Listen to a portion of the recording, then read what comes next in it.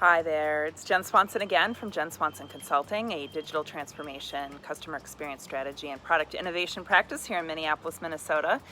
And today I am here to talk to you about the speed of change, or the lack thereof in some cases. And this topic has come up because I'm actually headed to the Digital Insurance Summit in Chicago next week on Monday and Tuesday, July 15th and 16th, and I'm going to be talking about this very topic of the speed of change. So I thought it would be a good one to tackle on video. So one of the things I hear when I talk about the speed of change in digital transformation with executives is that it's not moving fast enough. And let's be honest, it's never moving fast enough, right? But there are some particular pieces of context that I hear when I do hear that from leaders.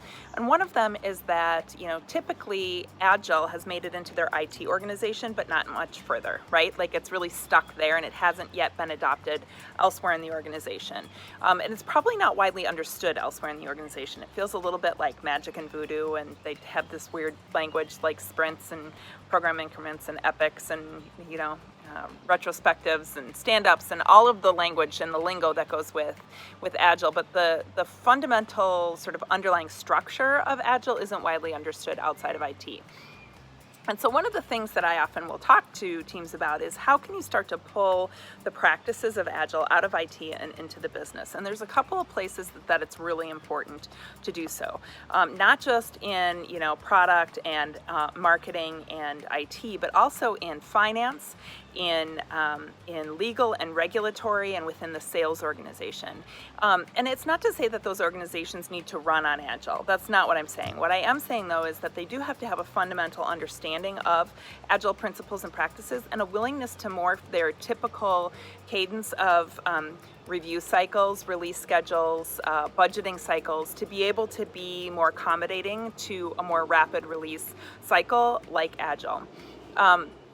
And one of the things that can happen when those parts of the organization start to get on board is they start to see how their role is really critical in innovation and transformation, which might not be otherwise super obvious.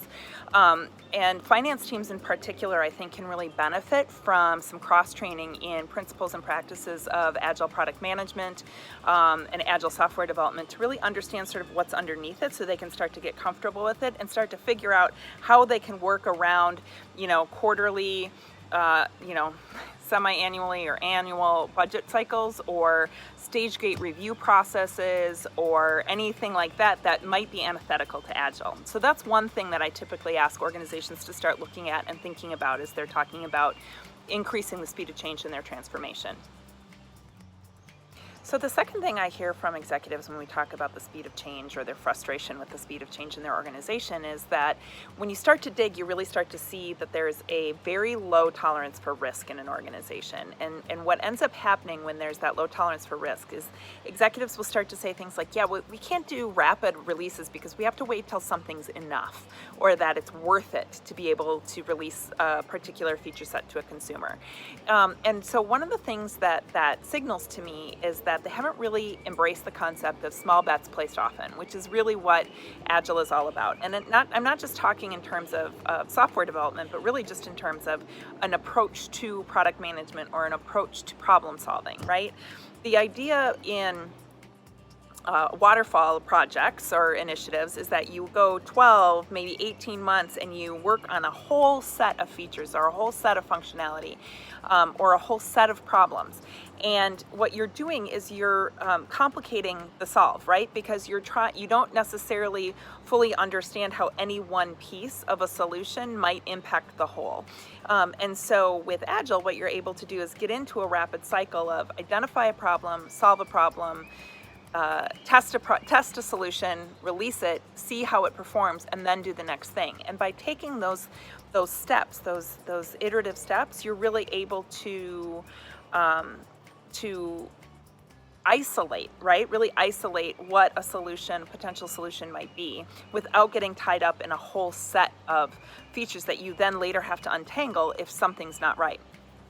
And so one of the things that I really try to work with teams on is understanding their tolerance for risk and where can you start to bring down those expectations of what enough is to release to a consumer, and start to get into a more continuous release process. Now, not every organization and every industry is ready for true continuous release development, or even, even every 2 weeks can feel really fast for some people, but it shouldn't be taking you 2, 4, 6 months to be getting features into production. It should be really looking at how do you start to create value in your solutions, whether that's value to consumers or values to the employees serving the consumers, in a much more rapid pace, and that can really help to sort of feed the engine.